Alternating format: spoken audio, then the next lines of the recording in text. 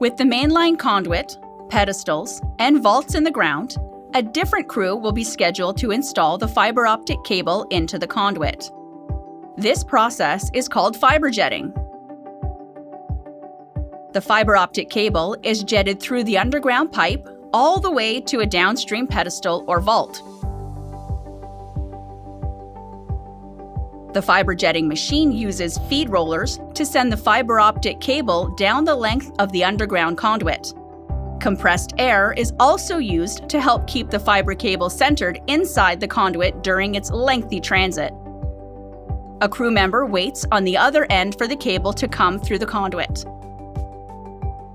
In this example, they are jetting the cable as far away as 1 kilometer down to the next pedestal. Within several minutes, the cable makes its way through to the distant pedestal.